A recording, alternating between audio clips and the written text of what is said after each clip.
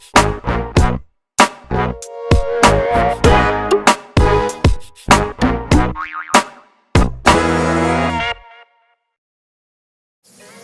I'm Nils, and today I'm going to show you how to put some wainscoting or beadboard in the bathroom. We're going to do a fairly inexpensive job here. I've got a half a sheet here of beadboard from Home Depot or Lowe's.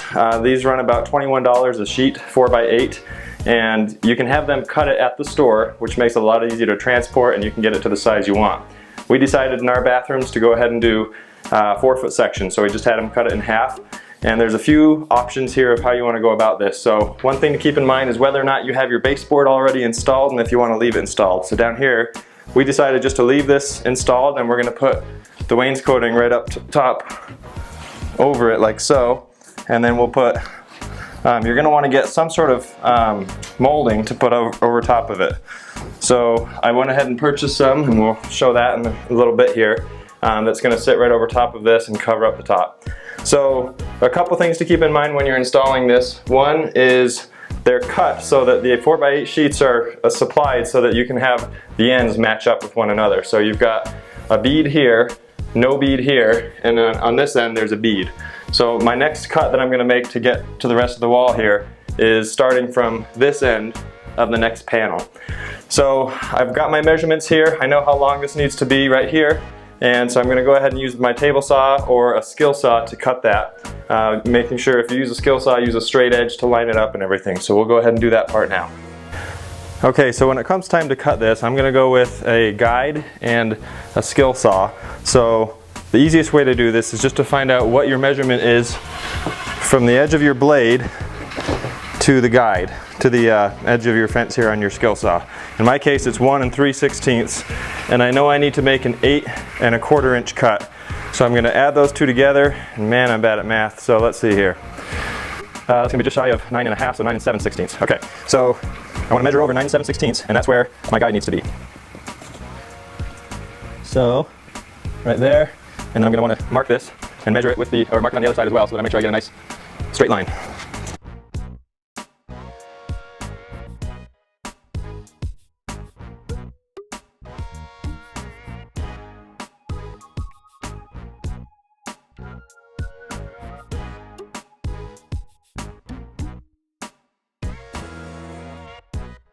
And I just realized I did something backwards here.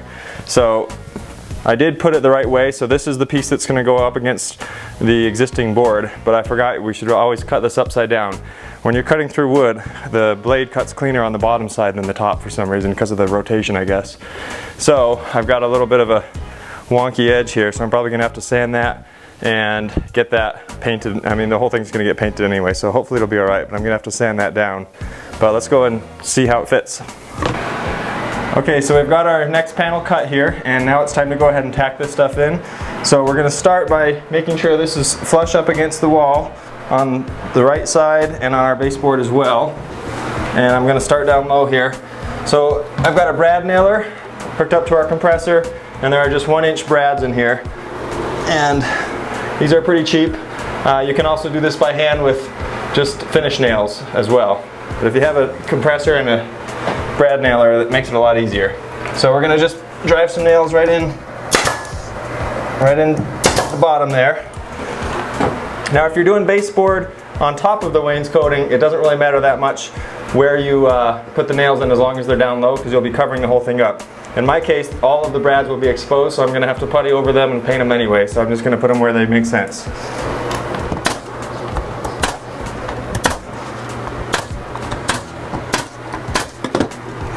Same thing up top. Now on top, if you're covering this up with chair rail, just make sure you get it within the area that's going to be covered up.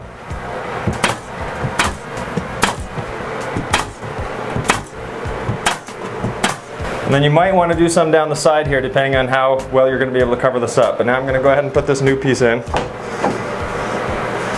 making sure that I've got my joints tightly together.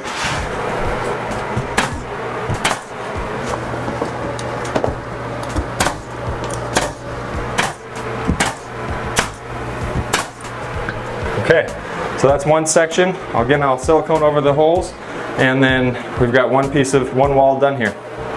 Alright, so I finished marking and cutting my pieces to fit in the bathroom. So I've got one that's going to fit around the counter here, and again I just used a jigsaw and the scale saw to make the cuts there.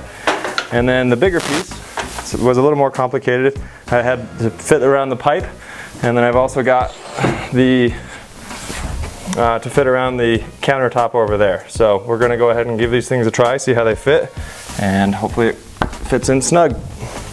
Okay, so this came out fortunately pretty nicely. So I fitted it around the tube down here, and actually I want to blow off that dust that's down there because that's just going to get in the way. I want to make sure in this case it's behind the little trim ring. And I think I got pretty lucky. This one fits really nicely right around, you can see the paint there, right around where the vanity is going to go on the countertop. And so now, with this in place, I'm ready to tack it in.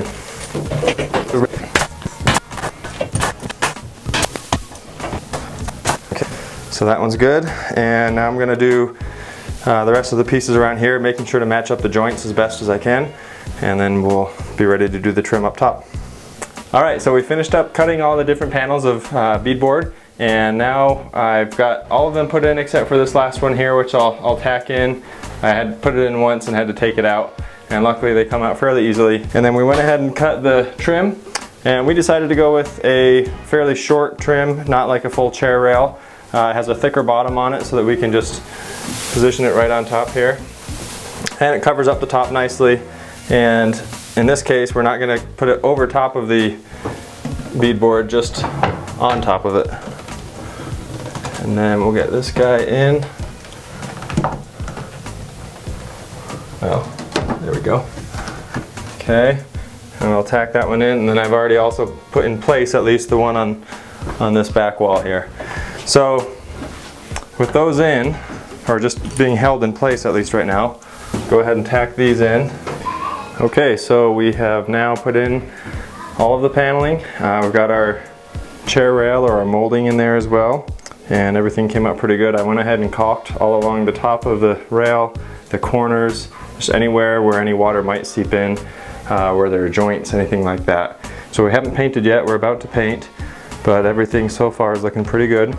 And this side as well, we went ahead and tapped all the nails all the way in, and then also made sure to put the use the caulk so that it covers up nail holes and anything like that. So we'll put our coat of paint on there, a couple coats, and then we should be all set.